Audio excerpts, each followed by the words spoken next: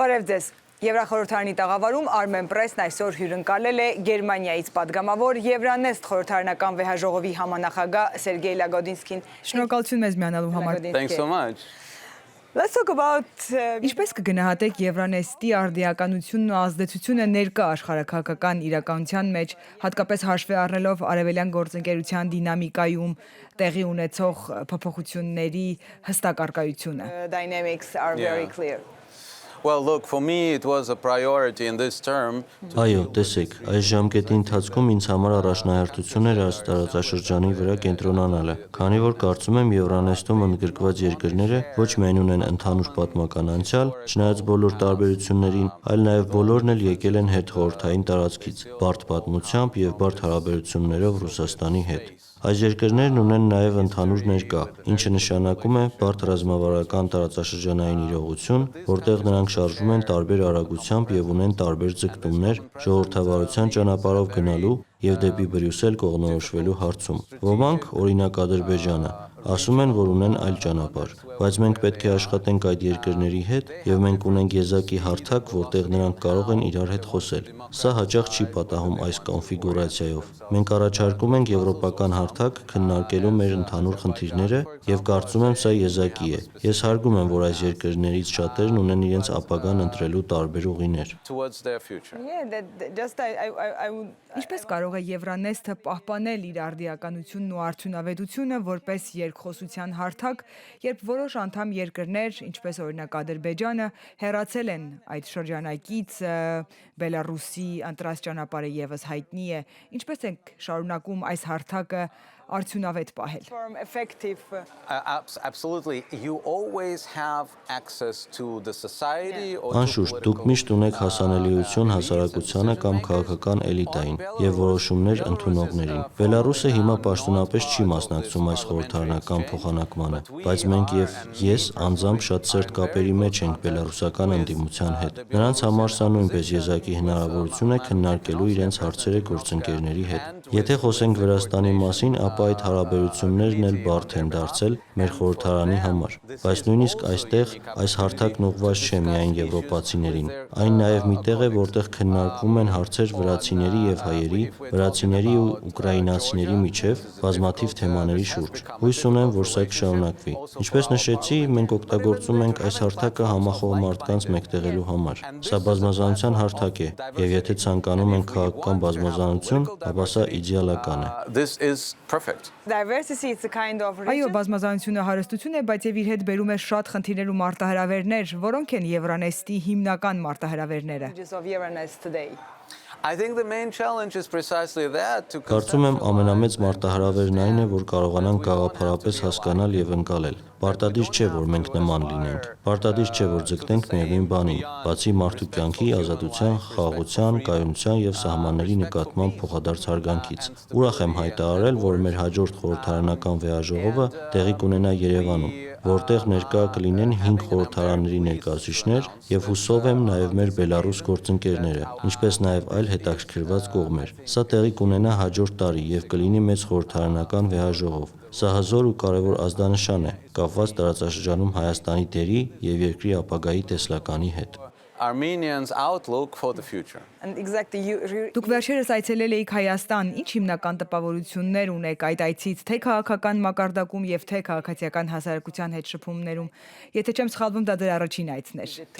It was my first visit to Armenia. Այո, սա իմ առաջին այցն էր Հայաստան։ Ես միշտ ասում եմ, մեծացել եմ հայ ընկերների եւ ընտանիքի հայ բարեկամների շրջապատում։ Հայրս այն բժիշկներից մեկն էր, որն օգնություն էր ցուցաբերում Վանաձորում Սպիտակի երկրաշարժից հետո։ Այն ժամանակ քաղաքը կոչվում էր Կիրովական։ Այս պատճառով այցս մի փոքր նման էր տուն վերադարձի։ Շատ տպավորված էի քաղաքական ղեկավարությամբ եւ այն քաջ քայլերով, որոնք նրանք անում են ներկայում, բայց նաեւ քաղաքացիական հասարակությամբ, որը շատ ակտիվ է եւ իրականում շարժիչ ուժ է քաղաքական օրակարգի ձևավորման մեջ։ Սա մեծ եւ եզակի հնարավորություն է։ Այդ տեսանկյունից այցը շատ տպավորիչ էր։ Հանդիպեցի Հայաստանի նախագահին, խորհրդարանի իմ գործընկերներին, այդ թվում Մարիա Կարապետյանին, որն իմ գործընկերն է եւ Euronest-ում Հայաստանի պատվիրակության ղեկավարն է։ Նաեւ հանդիպեցի Մարկուս Ռիտերին, Եվրոպական միության դիտորդական առաքելության ղեկավարին,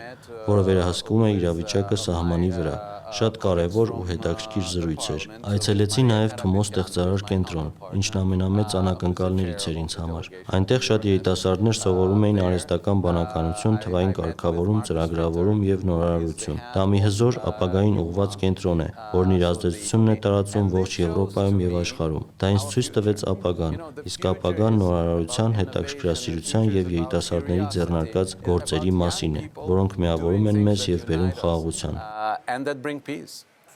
Խոսելով խաղաղության մասին, ինչպես եք գնահատում Հայաստան-Ադրբեջան բանակցային գործընթացի ներկայիս փուլը, որոնք են հիմնական ռիսկերն ու հնարավորությունները խաղաղության այս գործընթացում ըստ ձեզ։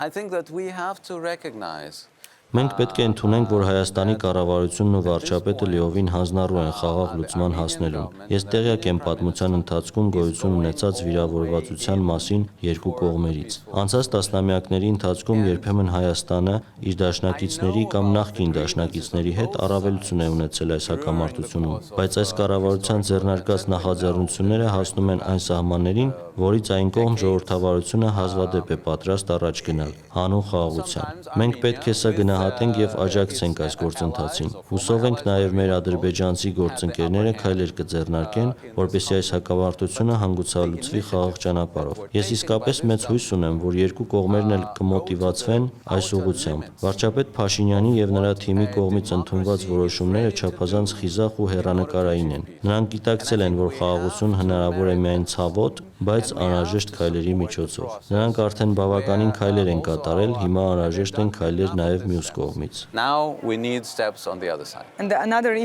Մեկ այլ իրականություն եւ երկիր, որը ուղղակի կամ անուղղակիորեն կապված է այս խնդրի հետ, Թուրքիան է, մի երկիր, որի հետ դուք մոտիկից եք առնչվել, հաշվի առնելով Հայաստան-Թուրքիա հարաբերությունների կարգավորման ընթացքը։ Ձեր կարծիքով ինչ դեր կարող է Եվրամիությունը խաղալ այս երկխոսությանը աջակցելու հարցում։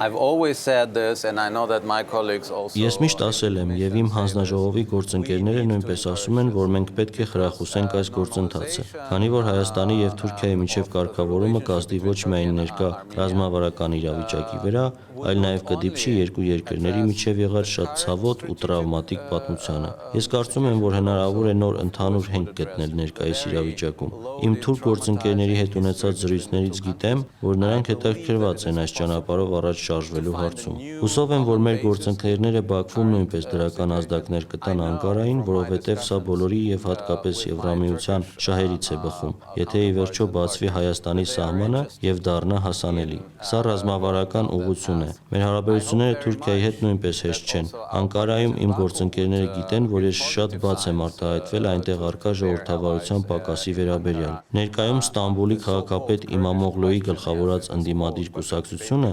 ենթարկվում է հսկայական ավտորիտար ճնշման, ինչպես երբևէ չի եղել։ Միաժամանակ ընթանում է հարաբերական կարգավորման գործընթաց քրդական հարցի շուրջ։ Այս հարցը Թուրքիայում շատ խորը վերք ու տրավմա է։ Ես դրան նայում եմ դրական տեսանկյունից եւ կարծում եմ հիմա կարող ենք ունենալ հնարավորություն կարգավորելու հարաբերությունները կամ առնվազն բացելու սահմանը Հայաստանի եւ Թուրքիայի միջև։ Դա անհրաժեշտ է աշխարհաքաղաքական տեսանկյունից եւ կուժեղացնի Եվրամիության ու Հայաստանի հարաբերությունները։ the European relationship with Armenia. Եվ վերջում, քանի որ քրդական հարցի մասին նշեցիք, ինչպես է քրդական աշխատավորական կուսակցության զինաթափումն ընկալվում եվրոպական մակարդակում։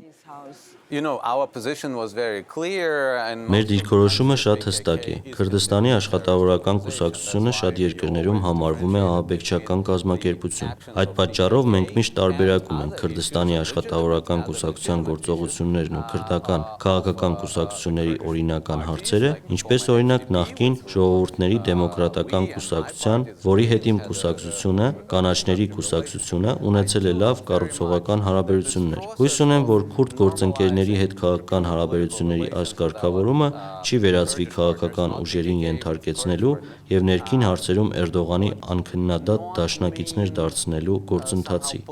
Ներկայում Թուրքիայում կան բազմաթիվ չլուծված հարցեր եւ ներքաղաքական խնդիրներ։ Ժողովուրդների դեմոկրատական կուսակցության խաղացած դերը ներքաղաքական դինամիկայում շատ կարեւոր էր։ Ցավալի կլինի, եթե նրանց քննադատական, ժողովրդավարական եւ առաջադեմ մոտեցումը մոռացության տրվի։ Միևնույն ժամանակ սա հնարավորություն է այդ մոտեցումը նորովի կարգավորելու համար։ կտեսնենք ինչ կստացվի։ Ես քաջալերում եմ քուրդ ակտիվիստներին եւ նախկին ԺԴԿ անդամներին, որոնք այժմ հանդես են գալիս այլ անվան տակ։ Մաղթում եմ ուժ ու եռանդ իրենց ջանքերը շարունակելու եւ իրենց արժեքներին ու համոզմունքներին հավատարիմ մնալու համար։ And to remain true to their values and their convictions. Շնորհակալություն պարոն Լագադինսկի մեր հրավերությունելու համար։ Thank you.